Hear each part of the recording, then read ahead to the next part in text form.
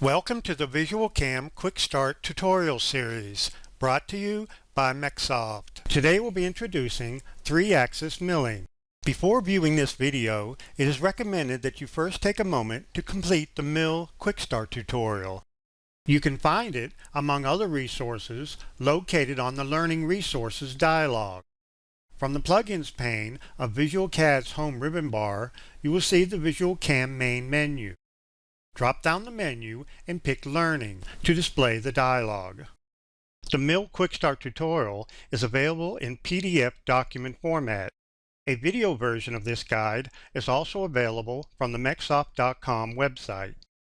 If you would like the source files used in this video, just drop us an email at support@MecSoft.com and ask for the intro video source files. We'll be happy to send you a download link.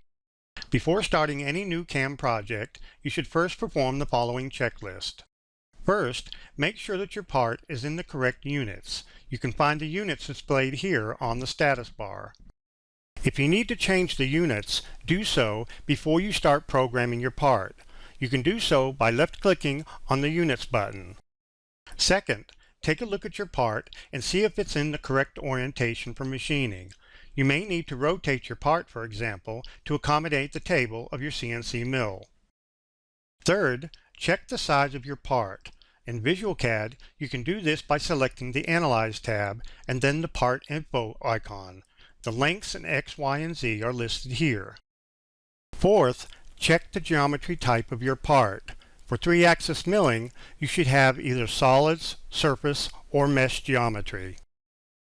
Finally, if your part is imported and looks faceted, you may need to tighten your faceting tolerance in VisualCAD and then import your part again. From the Home tab, select Options and then Tolerance and Units to find this parameter. The faceting tolerance only applies to solid, surface, NURBS geometry. This is not applicable for STL mesh files. We will perform the following basic steps in machining this model. First, we will define the machine and the post-processor to use. Then, we'll define the machine setup, including the stock geometry, material, and work 0. Then, we'll select a tool from a predefined tool library to use for machining. After that, we will generate a 3-axis horizontal roughing toolpath. Then, we'll move on to our parallel finishing toolpath. Then, a 3-axis radial toolpath with containment. We will simulate the toolpaths, post-process the toolpaths, and then generate shop documentation. Now, before we begin, I want to mention the layout of the Program tab. You will notice that we will progress from left to right.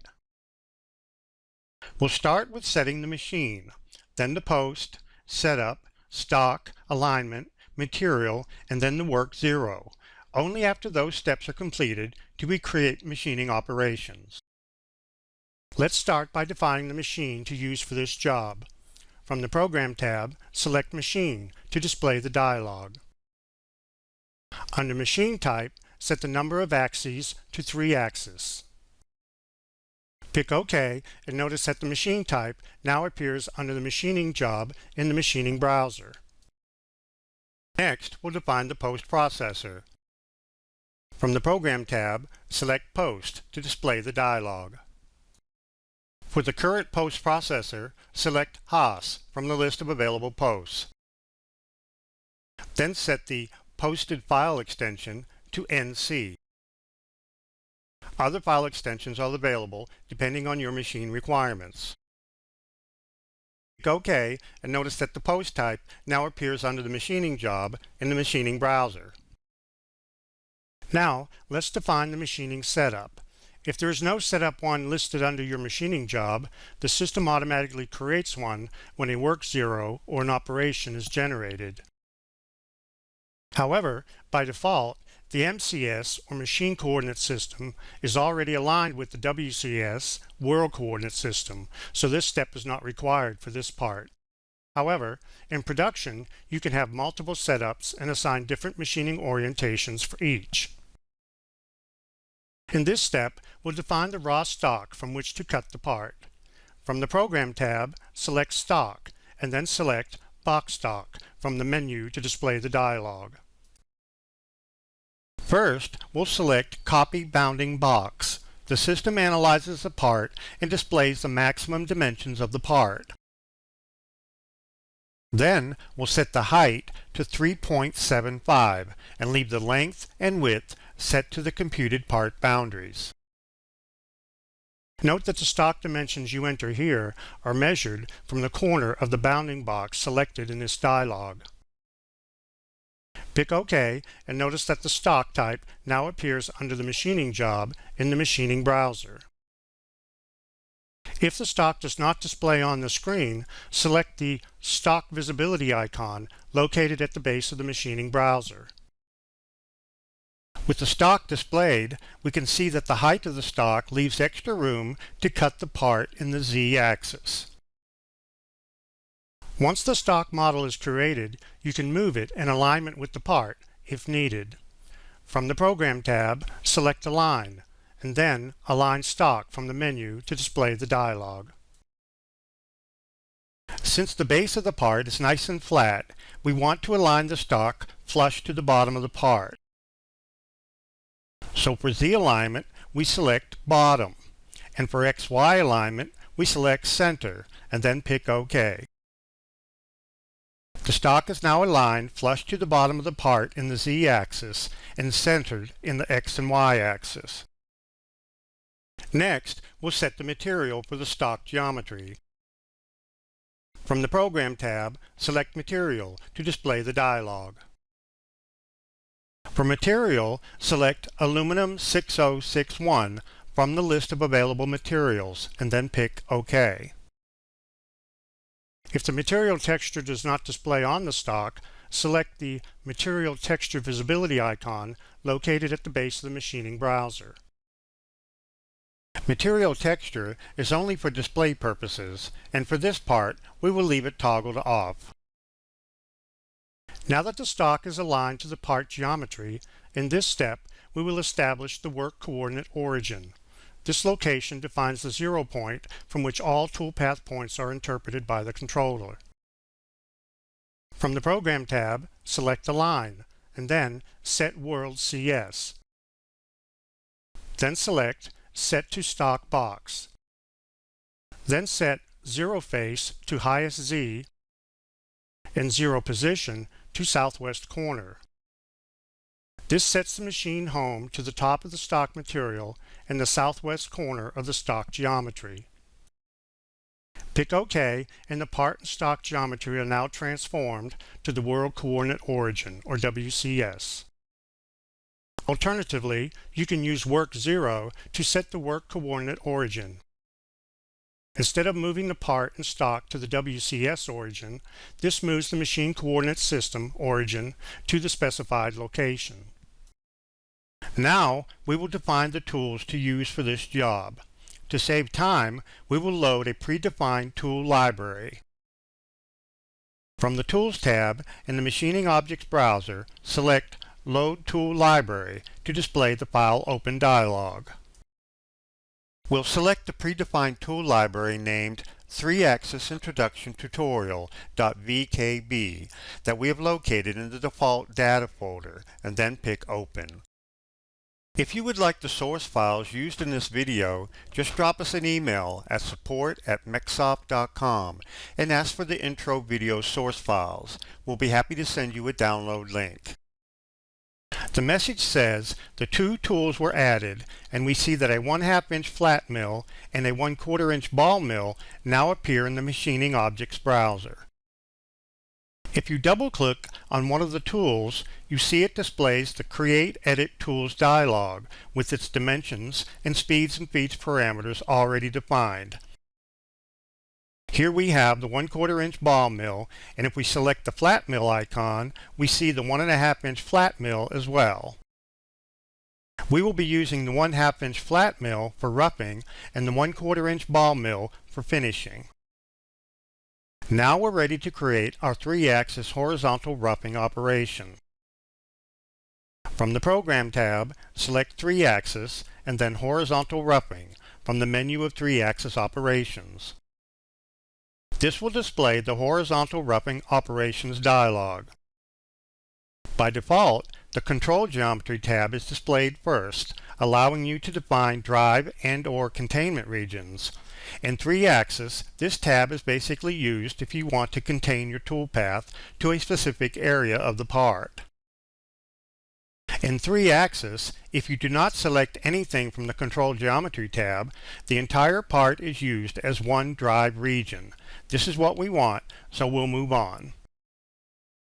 Now we switch to the Tool tab of the dialog and select the Flat Mill 1/2 inch tool from the list of available tools. Note that the tool parameters of the currently active tool are always displayed in the status bar at the bottom of the Machining Objects browser. Now switch to the Feeds and Speeds tab. Select the Load From Tool button. VisualCAM will retrieve the feeds and speeds parameters that were set when the tool was defined and associate them with the current operation. Next, we'll switch to the Clearance Plane tab. Set the clearance plane definition to Automatic and the Cut Transfer method to Clearance Plane. In the Automatic mode, VisualCAM will determine a safe Z height for locating the clearance plane. Setting the Cut Transfer method to Clearance Plane will force all transfer moves to be performed in this predetermined clearance plane. This dialog is active. The clearance plane is shown on the graphic screen. Now switch to the Cut Parameters tab to control the cutting. We'll leave the tolerances set to 0.01 or 10 thousandths and leave the stock set to 0.025. This means that we will be leaving 25 thousandths of stock remaining on the part and that the actual toolpath cannot deviate from the stock height more than 10 thousandths after machining. For the step over, which is the distance the tool will move per pass in the X and the Y, we'll make it 40% of the tool diameter. You can also specify the step over by entering an exact linear distance. Now we select the Cut Levels tab and set the Step Down control to 50% of the tool diameter. We mentioned that the step over defined on the Cut Parameters tab is the distance the tool moves in the X and Y. Now, the step down specified here is the distance the tool can move in Z. This means that each Z level cut in the roughing operation will remove 50% of the tool diameter, which in this case will be 1/4 of an inch. You can use the graphic illustration displayed in the dialog as a guide for what these values mean. Now we move to the Cut Levels section and we check the box next to Bottom. We don't want the roughing operation to go below a certain depth. You see that the bottom by default is set to -3.75, which is the actual bottom of our part on the table. So we'll set this to -3.5 so that we limit the tool path to cut no lower than 1/4 inch above the table. This can be used, for example, if you have clamps that you want to avoid. Now we'll pick Generate to calculate the tool path and display it on the graphic screen. Note that the display of the toolpath in the graphic screen can be turned on and off by selecting the Toolpath Visibility icon located at the base of the machining browser. With the 3-axis horizontal roughing toolpath displayed and selected, we can now select the Display Toolpath Levels icon from the base of the machining browser. This allows you to look at each Z level cut in the toolpath. You can see here that the last cut level is set at -3.5, just like we wanted. The new toolpath can now be simulated to display the in-process stock model. Switch to the Simulate tab at the top of the machining browser. Select Preferences and set the simulation model to polygonal and the simulation accuracy to fine, and then pick OK. Check Simulate by Moves and adjust the slider to set the simulation speed and then select Play If you don't want to wait for the entire toolpath, you can select Pause and then To End to calculate and display the entire toolpath simulation. Then we can select the toolpath visibility icon from the base of the machining browser to turn off the toolpath and see the in-process stock model. And there it is, and you can see that it is leaving 1/4 inch of material like we wanted. Now, with the Z-level roughing operation complete, we can move on to the finishing operation. From the Program tab, select 3-axis and then Parallel Finishing from the menu of 3-axis operations. This will create a finishing toolpath in parallel planes. This will display the Parallel Finishing Operation dialog. Now for the Control Geometry tab, we want to contain the finishing toolpath to the bottom profile of the part. To do this, we pick the Select Flat Area Drive Regions button from the dialog. The dialog will minimize and we'll go and pick the bottom surface of the part. Then, pressing Enter or right-click will display the dialog again. The system automatically creates a boundary around the flat surface that we picked and adds this machining region to the list on the Control Geometry tab. Next, we'll go to the Tool tab and pick the Ball Mill 1/4 inch tool from the list. Now we'll select the Cut Parameters tab, and under Cut Control, we're going to set the angle of cuts to 45 degrees. This will set the angle of the parallel cuts to 45 degrees from the x-axis, and for step over, we'll set it to 15% of the tool diameter. Now we pick Generate. Once the toolpath is calculated, we'll select the Display Toolpath Visibility icon again to see the completed toolpath. You can see that it's cutting in parallel planes at 45 degrees, and you can also see that it is contained to the outside perimeter of the base of the part.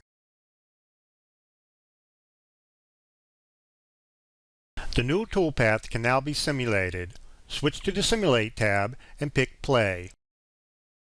You can see that the tip of the tool does not pass beyond the perimeter.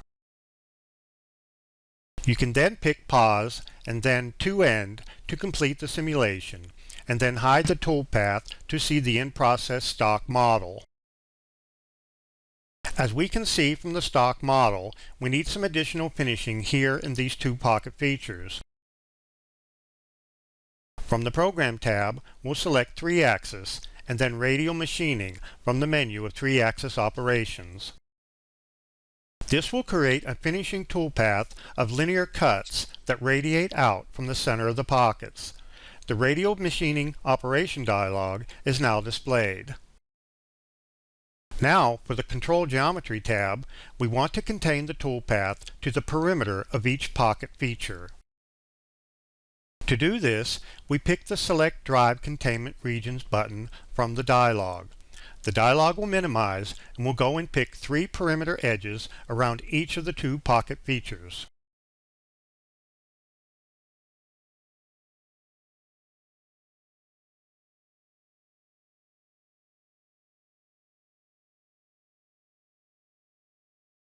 Then, pressing Enter or right-click will display the dialog again.